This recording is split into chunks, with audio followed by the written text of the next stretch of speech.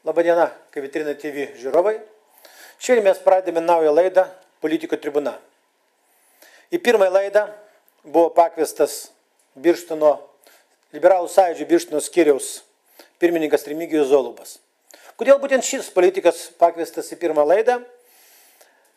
Manyčiau, kad tai lėmė liberalų sąjūdžio Birštono skyriaus kreipimasis į Birštono miesto savivaldybės merę. Viešas kreipimasis, kuriame jie siūlo įkurti strateginę veiklos grupę.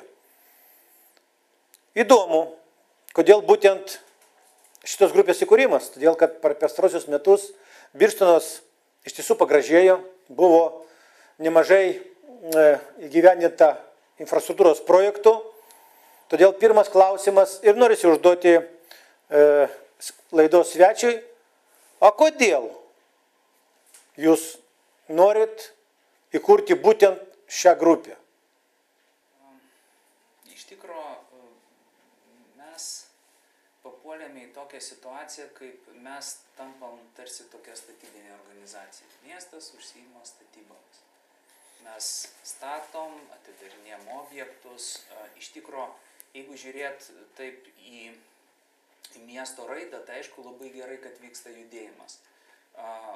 Kada mieste nieko nevyksta, tai yra dar didesnė tragedija.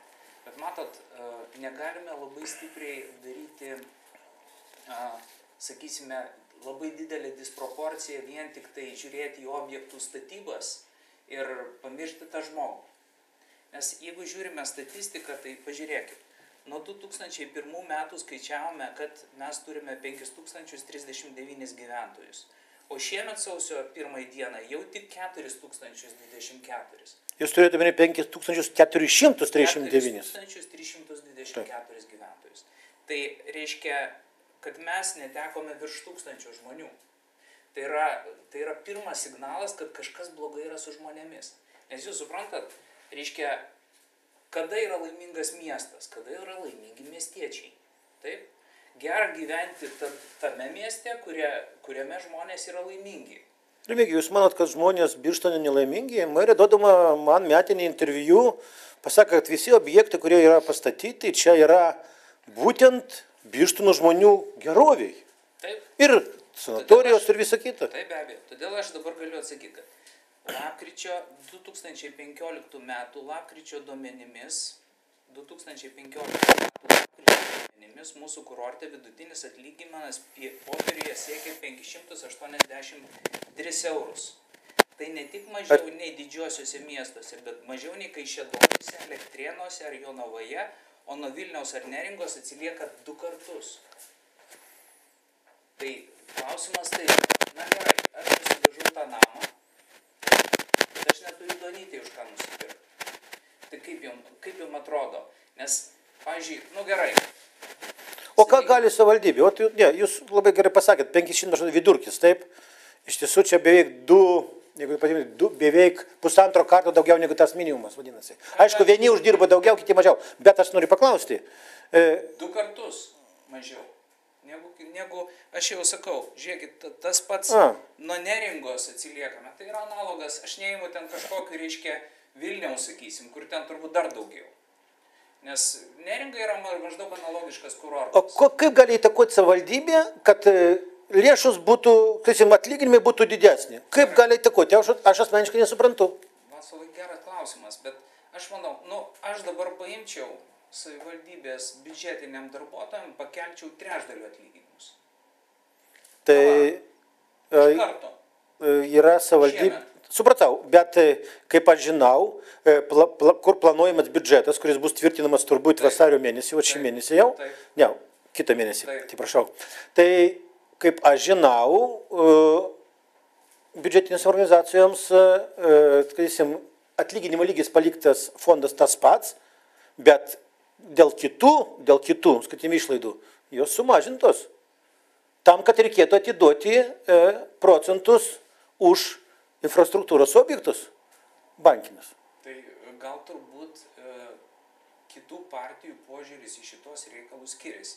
Žiūrėkit, tai jūs ir sakote, reiškia, kad yra mūsų pareiškimas ir mes kalbamės būtent apie tos strateginius reikalus. Nes jūs žiūrėkit, kas yra. Aš vėl grįžtu prie žmonių. Aš sakau, žmonės. Nes kaip yra? Nu, įsivaizduokit, mes pakeliam dabar biudžetininkam trečdalių algas. Aš sakau, aš tą iškart padaryčiau. Kas atsitiktų? Atsitiktų, reiškia, gyventojų pajamų mokestis jau mums Birštonui grįžta. Taip? Dabar automatiškai, kada tik tai pakelia viešasis sektorius savo algas, kas atsitinka su privačiu sektoriu? Privačiam sektoriui, kadangi jis jaučia spaudimą iš viešojo sektoriaus, automatiškai kyla algos. Taip? Tai reiškia, mūsų algos kiltų ne tik biudžetininkam, kurie mes galime pakelti, bet ir tiem, kuriem reiškia privatus verslas automatiškai Eglė ir visi kiti poilsio namai turi pakelti ir visą laiką taip ir įvyksta. Matot, mes iš karto turime sistemą, kur mes galime kalbėti apie žmogų. Nes mes kažkodėl visą laiką nukrypstam į tai, kaip gerai mes mokam statyti. Puiku, bet klausimas, o kur žmogus toje vietoje yra? Nes va, statistiniai duomenys, matot kaip yra. Vat, reiškia, nu kaip sakyti, turime merės atsakymą, reiškia, gyvenimo laikraštyje ir ten, aišku, aš esu truputį pabaramas, kad aš čia dabar nebūna visą laiką Birštone ir kad dirbu Vilniuje, o ne Birštone. Nu, aišku, sunku labai rasti čia darbą, iš tikro, matot. Nu, jūs neteisus. Dabar pasakytų, dabar, skaitysim, savivaldybės vadovė, darbo vietų sukurta yra labai daug. Bet kodėl tai visi važiuoja iš Prienų, iš Alytaus, iš Kauno, iš kitų vietovių, o birštoniečiai nenori važiuoti? Atsakymas yra todėl, kad tos algos yra mažos. Mums reikia sukurti darbo vietas tokias, arba tą struktūrą, kad būtų didelė pridėtinė vertė. Kad tos algos būtų ne, nu, įsivaizduokit dabar, kas pas mus atsitiks. Dabar, kaip supratome, neišvengiamai kas pusę metų bus keliama minimali alga. Taip. Tol, kol pasieksime europinį vidurkį. Taip. Reiškia, tie visi daktarai, tai minimali alga kils. Tie visi daktarai kvalifikuoti, kurie dirba už tokius atlyginimus dabar Birštone, tai jų ta alga, jeigu jinai nekils, jinai toj bus tokia pati kaip tų žmonių, kurie dirba paprastą nekvalifikuotą darbą. Nu tai ar žmogus gali jaustis, na sakysime, gerai ir gerai pragyventi ir nejausti to tokio, nu sakysime, moralinio spaudimo, taip, tiek uždirbdamas. Na aišku, ne. Tai mes turime dabar, kodėl iš tikro Birštono liberalai labai šitoj vietoj, na, daro tokį, sakysime, stiprų judesį. Todėl, kad, na, reikia pakeisti situaciją gyventojų labui, ar ne? Nes jeigu žiūrėti, mes galime dar pakalbėti apie tai, kad vat apie visus tuos strateginius objektus, ar ne? Kurie dabar atsirado, ar ne? Tai yra, sakysim, Baltoji, kaip jinai vila ta vadinasi? Baltoji. Ne? Baltoji vila, reiškia, Pėsčiųjų tiltas, kuris atsiras. Taip? Jeigu atsiras. Kuris atsiras, jeigu atsiras. Rekonstrukcija reiškia mūsų kalno. Taip? Toliau kas? Nes mes turėjome metinę merės ataskaitą, kurioje susipažinom su kažkokiais objektais, kurie bus daromi. Taip? Tai mes norime truputėlį pakeisti tą tradiciją, kuri vyksta tokiu būdu, kad mes pamatome dygstantį objektą ir aptarimas tų objektų dizaino, reikalingumo vyksta tik tai taryboje, tai yra uždaroje erdvėje. Mes nematome siūlomų eskizų ir projektų trimačių. Ar ne? Staiga atsiranda objektas ir viskas. Jūs manot, kad idėja turi būti pirmiausia pristatyta visuomeniai? Be abejo. Nes pagrindinė šito mūsų pareiškimo įkurti strateginę veiklos grupę, tai yra įtraukti Birštono gyventojus platesnę, sakysime, frontą gyventojų, tie, kurie yra aktyvūs politiškai. Taip.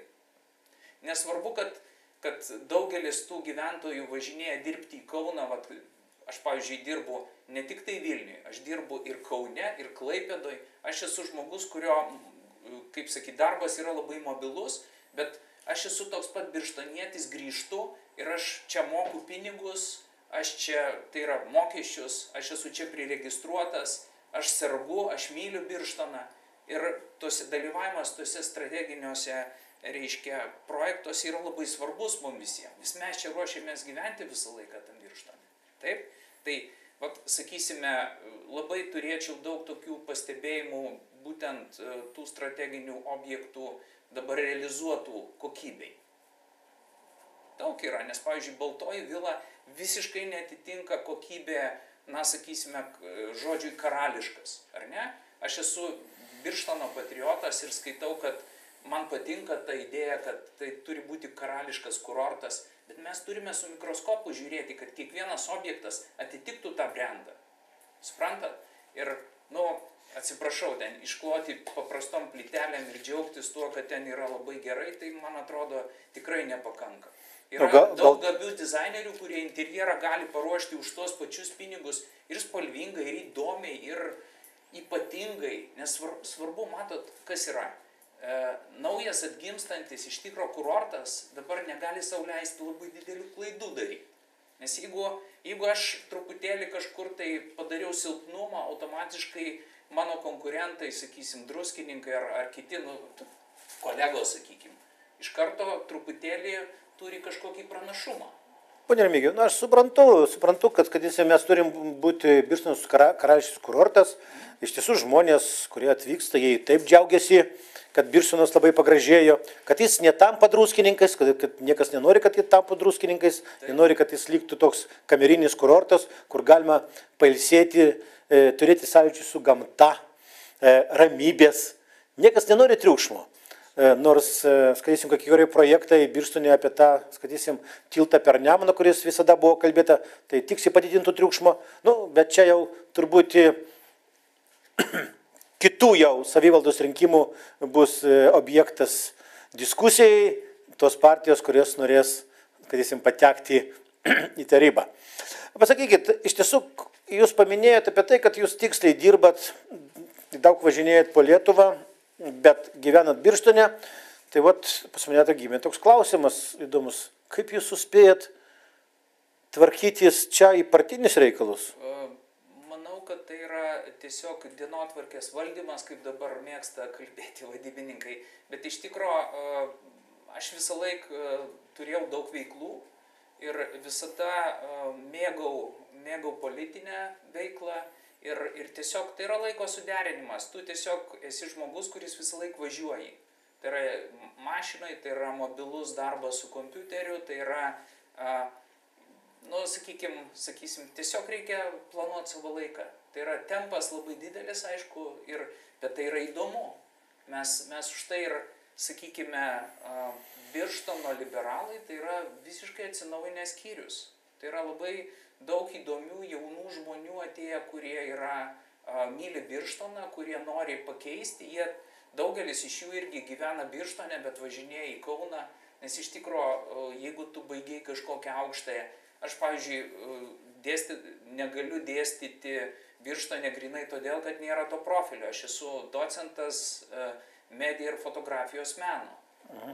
Tai, nu, tiesiog yra sunku surasti tą darbą. Aišku, jeigu pavyktų, sakysime, turiu kvietimo į Kauną, jeigu tenai pavyktų pradėti dirbti, tai tada man, aišku, daug būtų lengviau, nes atstumas nuo Kauno iki Birštono yra daug mažesnis, bet dabar tiesiog yra sunku, pripažįstu. Supratau. Pane Remigijau, žiūrėkit, kodėl jūs nutarėt viešai kreiptis į Birštono merą, jeigu jūs turit taryboje savo atstovą Irviną Marčiulionį, kuris būtent yra bendradarbiauja su pozicija, su socialdemokratų frakcijas. Labai geras klausimas. Pasakykit.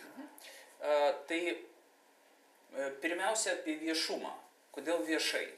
Ne, pirmiausia reikėjo kreiptis per tarybos narį, pakalbėti, sužinoti viską, paskui tik viešai. Jūs iškart viešai.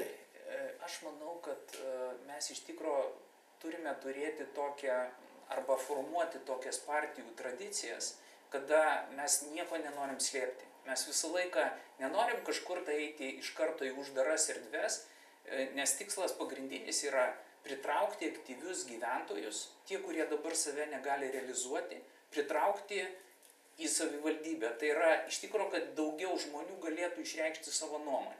Čia yra pirmas liberalų tikslas. Antras liberalų tikslas tai yra savo idėjas propaguoti savivaldybėje. Todėl klausimas apie Erviną Marčiulionį, iš tikrųjų tai yra žmogus, kuris ilgą laiką vedė Birštono liberalus ir mes tiesiog labai gerbiam ir manau, kad jo pasirinkimas, iš tikrųjų dabar kokia yra situacija. Ervinas Marčiulionis yra oficialiai prisijungęs prie socialdemokratų frakcijos, jūs tą žinote. Taip. Ar ne?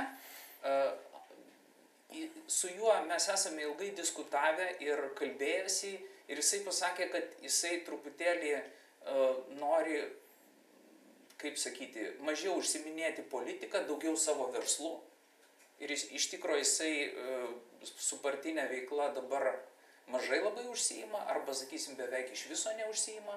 Tai mums tenka tiesiog savo nuomonę deklaruoti patiem. Tai yra pristatyti, bet to, matot, reiškia, ne aš vienas esu skyriuje. Mes pasitarėm, mes daug diskutuojam, mes padarėm savo veiklos strategiją. Mes turime numatę savo tikslus, kaip ir kiekviena partija, be abejonės. Ir manome, kad juos reikia plačiau deklaruoti, nes kas yra, po to, kai gerbiamas Ervinas, na, sakykim taip, nuėjo užtarnautą politinį poilsį, mes daug diskutavome, nes atėjo daug žmonių su savo idėjomis, turėjome susišnekėti tarpusavį. Kodėl mes, pavyzdžiui, anksčiau nedeklaravom savo tikslų? Todėl, kad nebuvo iškonsoliduota, nebuvo sugalvota, kaip mes viską darysim, kaip mes matome ateities Birštoną, ar ne? Tai dabar, kadangi, kaip sakyti, taškai yra sudėlioti, kadangi mes turime labai aiškiai savo strategiją į Birštono vystymo klausimus. Antras, labai turime savo aiškią strategiją Prienų ir Birštono santykių klausimų. Ir kokiegi čia santykiai turi būti jūsų manymu? Aš manau, kad tai yra, mes esame labai tamprus partneriai. Ir sakysime, jeigu reiškia Prienų mero Vaicekausko ir mūsų merės Dirginčienės buvo iškelta tokia dipolio idėja. Jinai čia, man atrodo, buvo pasirodžius, jeigu aš neklystu, prieš kokių 4 mėnesius. Man atrodo, net jūsų laidoj galbūt, o gal ir ne. Ne, bet apie tai kalbama, bet kol kas tik... Bet tai yra kalbama tik tai nekonceptualiai. Tai yra, nėra aiškių kriterijų, kas apie darbo pasiskirstimą, apie darbo jėgos judėjimą, kas kurią dalį dirba. Nes mes iš tikrųjų, atstumas čia niekinis tarp šitų dviejų miestų, ar ne? Aišku, jie labai skiriasi, bet kur tas bendradarbiavimas, kur ta vizija, kaip tą regioną mes matome, ar ne? Kaip tame regione atrodo Birštonas, o kaip atrodo Prienai, kur mūsų tas toks bendradarbiavimas. Tai aš manyčiau, kad mes išdiskutavom ir turim savo nuomonę, kaip tai atrodytų, ir viziją, į kur mes eiti turėtume. Supratau, ponia Irmyga, žiūrėkit, jūs dabar kalbate apie abiejų savivaldybių vadovų bendarbiavimą, tarybų bendarbiavimą, galbūt administracijų bendarbiavimą. Pasakykit, kokie santykiai yra tarp Prienų ir Birštono liberalų sąjūdžių skyrių? Todėl, kad čia koks nonsensas dabar išeina, kad į kandidatų, netgi yra 2 kandidatai iškelti į vienmandatininkų, artėjančiuose Seimo rinkimuose. Jūsų kandidatūra ir Prienų skyrius iškėlė Gintautą Bartulių. Tai pasakykit, prašau, jeigu jūs partiečiai nesusitarėt, tai kaip galima galbūt savivaldybių vadovams iškart susitarti? Aš pasakysiu taip. Mūsų tikslas yra, mes labai gerai bendradarbiaujam su Prienų liberalais. Taip? Ir mes bandome, kaip pasakyti, turi būti konkurencija visada. Ir jeigu mes konkuruojame dažniausiai kuo? Politiniam programom. Mes turime vieną programą, Birštonas, ir Prienai turi savo programą, savo lyderį, kurį pristato. Būtų blogai, aš, pavyzdžiui, visiškai nesuprantu, kaip negali būti dviejų lyderių, sakysime, vienas, kodėl atskirai nestato Birštono konservatoriai ir Prienų konservatoriai. Taigi, kaip yra, mesgi čia nesikaunam, nes įsivaizduokit, jeigu, sakysime, mano programos nepatvirtins, taip, partijos vadovybė, ir priims, kad Bartulio programa yra geresnė, tai mes visi birštoniečiai padėsim Bartuliui, kuo tik tai galėsime. Jeigu aš gerai supratau, tai jūs kol kas nėra kalba apie tai, kad jūs rinkimuose dviese dalyvausit. Ne, jokių Jūs būdų. yra kalba tik apie tai, kas bus ar jūs, ar Bartulis bus patrauklesnis partijos vadovybei ir kaip partijos vadovybė nuspręs, Taip, be abejo. koks žmogus turės atstovauti partiją Taip, mūsų krašte. be abejo. Supratau. Čia iš tikro, matot kaip yra. Vis dėlto mes esam labai jaunas skyrius. Turime daug idėjų ir mes iš tikro pradedam arba norime įeiti į politinį gyvenimą visiškai ne konflikto keliu, bendradarbiavimo. Už tai, pavyzdžiui, siūlymas įkurti strateginę grupę, tai yra, reiškia, kaip pasakyti, tai yra geranoriškas bandymas bendradarbiauti. Mes pasakom, kaip mes matom problemas ir sakome, sėskime visi ir kalbėkime. Tarp kitko, žiūrint į merės, reiškia, atsakymą man, aš supratau visiškai, kad tai yra, nežiūrint ten kai kurių tokių, na, sakysime, truputį priekaištų liktai man, kad vis tiek pritarėme tą idėją. Ir ta strateginė grupė bus kažkaip tai formuojama, tai ačiū Dievui. Tai aš manau, kad aš tą dalyką pristatysiu savivaldybės taryboje. Aišku, aš eisiu į savivaldybės tarybą. Aišku, mes diskutuosim. Aišku, rasim bendrus kelius. Galbūt todėl ir būtų atsakymas, kodėl mes neskubam bėgti į opoziciją ir ten be galo kritikuoti. Mūsų iš tikro tikslas yra bendradarbiavimas, o ne konfrontacija. Man iš tikro, mes vardan vis tiek to pačio Birštono dirbam. Labai gerai ten merės pasakyta, kad mes esame kompaktiška grupė, vieni kitus pažįstame. Tai aš kaip įmanoma vengčiau konflikto, kodėl? Nes tai yra neproduktyvu. Tai yra tada žmonės pradeda ginčytis veltui. Mums iš tikrųjų reikia susėsti visiems ir pradėti žiūrėti į tą žmogų ir labai pradėti, žiūrėkit, man labai geras yra toks Bransonas Virgin grupės, reiškia, savininkas. Oro balionais jis skraido, toks ekstremalus žmogus. Tai kai jo paklausė, sako, kas vis dėlto jūsų kompanijoje yra svarbiausia? Ar jūsų darbuotojai ir jūsų klientai? Jis atsakė, tik darbuotojai, nes patenkinti mano darbuotojai sukuria patenkintus klientus. Aš pasakyčiau taip, laimingas miestas padarys laimingus, arba laimingi miesto gyventojai padarys laimingus mūsų klientus, tai yra tie, kurie atvažiuoja į poilsio namus. Supratau, gerai, nuo apibendrinimų tokių jau aukštų materijų, gal trupučiuką nusileisime vėl prie žemės. Leidžiamės link žemės, kad balionai gerai, iš balionų mes labai gražiai atrodom, pasakysiu tiesiai, aš skrydęs ir virš Birštono visą atrodo puikiai mūsų vietovė. Iš visa Lietuva labai iš balionų skrydžių atrodo labai gražiai. Ir taip jinai gražiai. Leidžiame žemiau. Pasakykit, taip, dabar žemiau. Pasakykit, jūs norit pasakyti, kad dabartiniai visoje, skaitysim, valdžios hierarchijoje Birštono savivaldybėje trūksta diskusijų su visuomenė. Ar ne, žiūrėkit, mesgi žinom, aš skaičiu žinau, važinėja valdžia, važinėja visur. Į kaimučius, į susirinkimus, visur kalba, pristatinėja, bet aš nelabai stebiu, kad partijos, skaitysim, tos partijos ypač, kurios yra opozicijai, kad važinėtų, bendrautų su žmonėmis. Tai kaip čia įsivelti į tą diskusiją? Kokia jinai turi būti, kokio lygio?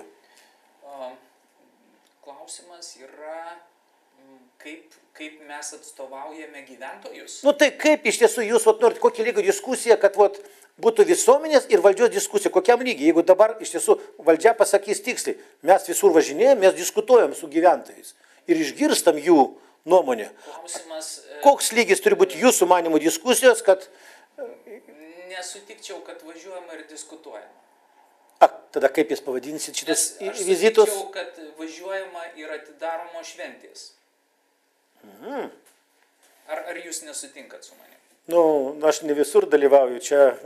Kur jūs matėte, gerai, pavyzdys, kur buvo diskutuojama apie tiltą? Koks jis turi būti? Kur buvo, gerai, sakysim, aš vis tiek, kaip sakyti, visa medžiaga, kuri yra diskusinė, arba kuri yra, reiškia, sakysim, bet kokie strateginiai sprendimai, viskas yra internete. Taip. Birštonas.lt. Taip. Nueikite į bet kurios tarybos posėdžius. Suraskit man, kur va tos diskusijos vyksta. Nes pagrindiniai, matot, kur yra problema? Mes iš tikro tarybos darbas labai stipriai koncentruojasi į tuos kasdieninius ūkinius klausimus. Tai yra ten, reiškia, seniūnui mašiną nupirkti, dar ten kažkas tai taip. Yra ir aišku planavimas ir daug visokių kitokių klausimų. Taip? Bet tai yra daugiau, kas liečia ūkinius klausimus. Tie perspektyviniai, diskusiniai klausimai, jų kaip tokių ir nėra. Nes jūs pažiūrėkit, nes sakysim, klausimas, kodėl atsisakyta lynų to kelio? Kodėl? Kur argumentai? Kodėl? Pinigų mes negavom. Klausimas... Vienas iš to, taip. Be abejo, bet klausimas yra, kodėl mes tada bėgame daryti tą pėsčiųjų tiltą? Aš čia tiesiog, matot... Iš tiesų nebėgama. Buvo įsakyta, merės interviu buvo įsakyta, kad jinai ruošiasi tik diskusijos pradėti dėl galimus. Galima diskusijas apie tai, kad galbūt bus pėsčiųjų tiltas. Galbūt, kad merė man po interviu skambino ir sakė, kad galbūt ten buvo truputį kitoks kontekstas, kad jinai daugiausiai norėtų kalbėti vėl grįžti prie automobilinio tilto. Tai vėl diskusija. Tai kokiu... Tai aš iš karto klausimą užduodu. Ar tai yra karališkos rezidencijos, reiškia, prioritetas tapti tranzitiniu miestu? Kurorto rezidencija. Taip, karališko kurorto jūs turite. Aš iš karto sakau, aš visiškai nenoriu diktuoti kažkokios tai nuomonės ar kažko tai. Aš tik sakau, kad diskusijos iš tikro reikia. Nes miestiečiai yra tie žmonės, kurie turi žinoti, kas darysis Birštone. Koks lygmuo turi būti? Mes renkamės, kad kultūros centro salėje, sukviečiami žmonės, parodomi, kad projektai ir bendraujame, diskutuojame. Aišku. O kodėl, jeigu mes visi nusprendžiame, reiškia, kad vis dėlto mums reikia tilto, sakysim, automobilinio. Gerai, tai mes tada renkamės iš 2 projektų, minimum. Bet koks viešasis pirkimas ten, reiškia, trintukų ir tai 2 projektai yra. O čia toks didžiulis dalykas, bet koks, ar ta Baltoji vila, ar ten dar kažko. Tai mes turime matyti bent keletą tų projektų. Suprantat, aš truputį pasijuntu kartais tokių miesto našlaičių, nes mes niekur nežinom, kas vyksta ateityje. Suprantat?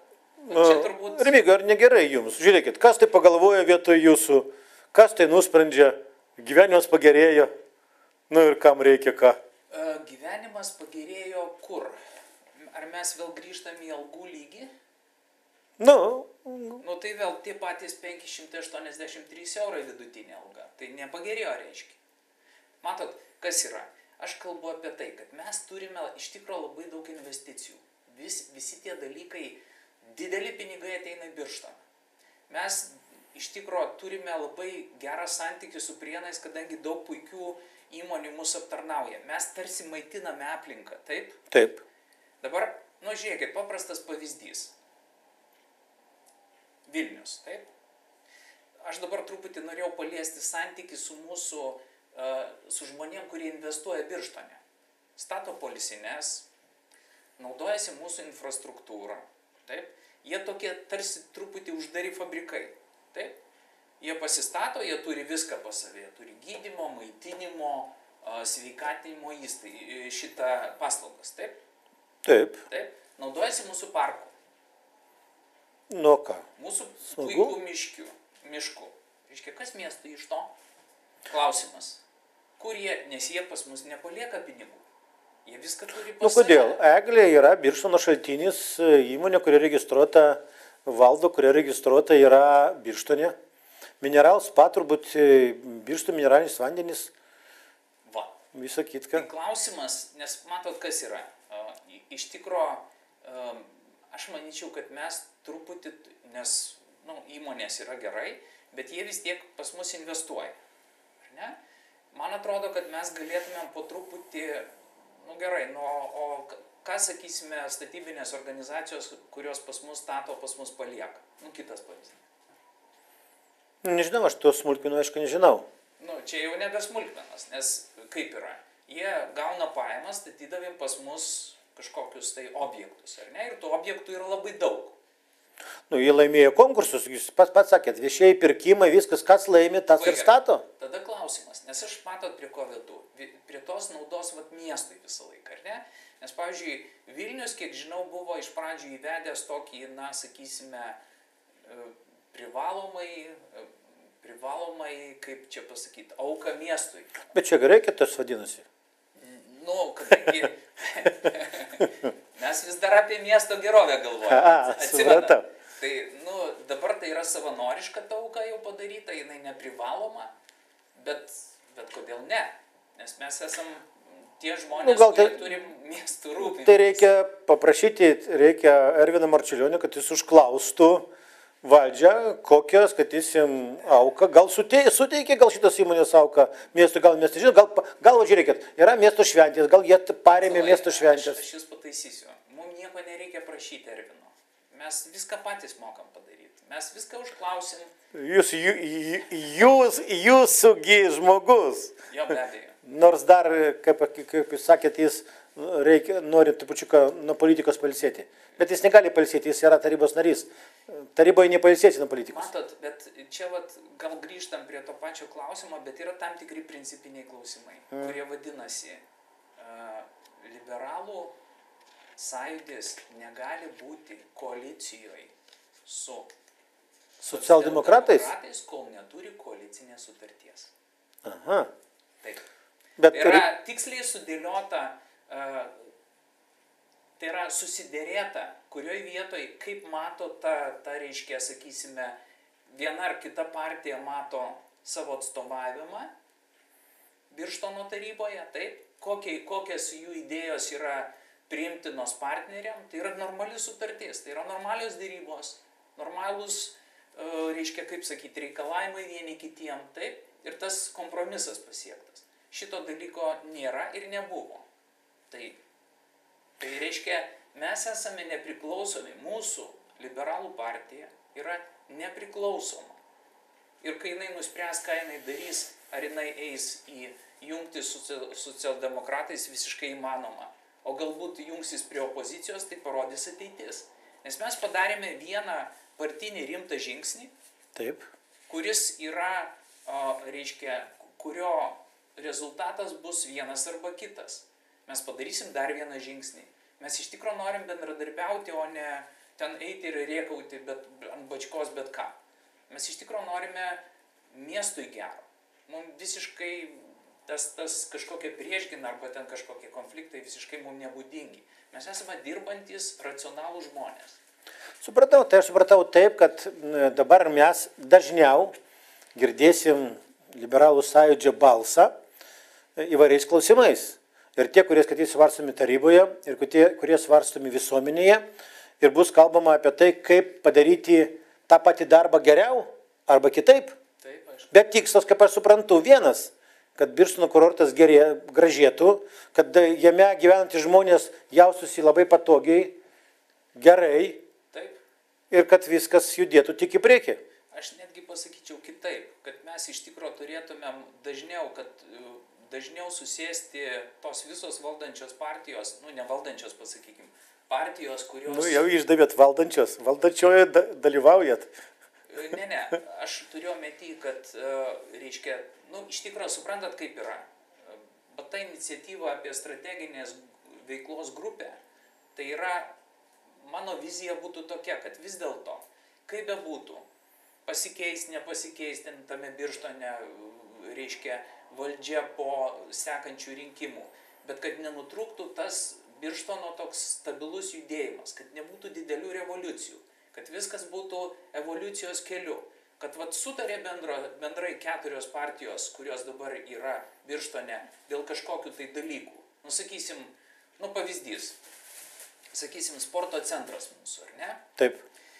Klausimas, ar mes žinome, nu, aš galiu diskutuoti tik tai apie jo dydį, taip? Nemačiau projektų, kokie buvo pasiūlyti, ar ne, architektūriniai. Nemačiau tūrio pakeitimų. Ar buvo kažkoks aptarinėjimas dydis, taip? Nes dabar klausimas yra. Na, mes jį pastatome, įsivaizduojame, kad tiek turėsime užimtumą jo, taip? O jeigu yra kitaip tas užimtumas, jeigu skaičiavimas buvo kitas, vienas, o rezultatas yra kitas. Nu, pavyzdys yra kaip su mūsų SDG terminalu, taip? Planavo, kad dujos bus į Klaipėdą, kad iš dujų terminalo ims ir Latvija ir Estai, o tie nebeima. Ir dabar pasirodo, kad pas mus terminalas yra per didelis. Nu, kol kas, sako. Kol kas. Ne, tai mes tikėsimės visi, kad taip neatsitiks, bet aš noriu pasakyti, kad mažiau būtų mums tokio, sakykime, nereikalingo šurmulio, jeigu mes iš tikro būtumėm iš anksto išdiskutavę partinę, nes vis dėlto kas valdo miestą? Partijos, ar ne? Tai jeigu tos partijos dalyvauja daugiau procese, taip, jeigu jos tos strateginius dalykus aptarė, tai tada ateitis yra mūsų tokia, nu, maždaug aiškiai. Supratau. Kągi, iš tiesų pasakyčiau taip, kad įdomu, kad Birštone atsiranda kitų balsų, kitų nuomonių, galbūt kitas požiūris. Ir aš manau, kad gal šitas požiūris turėtų galbūt duoti tokio postumio, kad ir valdžia kitaip trupučiuką žiūrėtų į viską, ką jie daro. Ir gal atsiradus daugiau diskusijų, galbūt ir tada ir daugiau visuomeninių organizacijų, paprastų žmonių, Birštono gyventojų įsitraus šitą diskusiją ir projektai bus įgyvendinti galbūt taip pat sparčiai, greitai ir tvarkingai, bet jie būtų galbūt kito kokybės lygio. Aš taip supratau, taip jūs norit. Taip, mes norėtumėm taip, dar norėtumėm kviesti visas partijas, sakysime, daryti apskritą stalą, mes paprašytumėm jūs moderuoti, kad susėstume visi tiesiog pasikalbėti, nes mes paprastai kalbamės, na kaip, arba per spaudą, arba taryboje, o ta viešuma, tai yra, na sakysime, jūsų kanalas galėtų mums užtikrinti truputį daugiau viešumo. Jau žmogus girdėdamas, ką mes viešumoje kalbame, jis jau įsitraukia, jis jau turi savo nuomonę. Nes dabar kol kas, kiek tenka bendrauti, nemažai su birštoniečiais, jie vis laik jaučia tą truputėlį tokią atskirtį.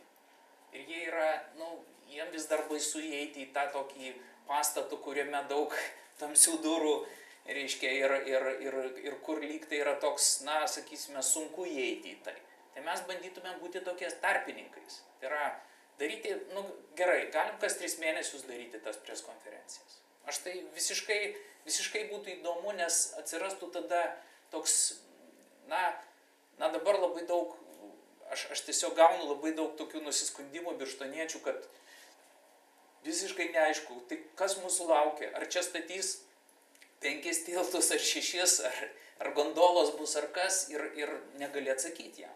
Marija atsakė metiniam interviu, kurį davė kvitrina.com portalui, kad kol kas lyno kelio nebus. Kodėl? Kaip aš supratau, yra 2 priežastys. Pirmas lėšos, o antra priežastys genda druskininkuose tas kelias. Dar technologijos galbūt kitos ateis. Kaip ir Marija pasakė, jos tokia buvo apie reziumė, kad laikai keičiasi, gali keistis į nuomonės. Kągi, atsiranda diskusija dėl kitų dalykų. Aš manau, jūs dalyvausit diskusijose ir dėl tilto vieno, ir dėl kito galbūt tilto, ir dalyvausit diskusiją dėl, o dabar, kur dabar nori išnuomoti šalia to vadinamo buvusio Pentagono, ten yra laisvos žemės savivaldybės, valstybės, aišku, bet kur šitą, tai diskusija apie tai, kas ten turi būti. Yra jau, kaip yra konkursai skelbiami dėl vizijų. Tai aš manau, jūs dalyvausit ir mes išgirsim kitą nuomonę. Kitos turbūt ne. Aš manau, kad mūsų tikslas yra neprieštarauti viskam, kas yra daroma, o tiesiog padėti rasti geresnį sprendimą. Gal tada šiandien taip ir baigsim. Tokia gaida apie geresnį sprendimą. Tai ačiū, Remigijau, už atvykimą ir iki sekančio karto.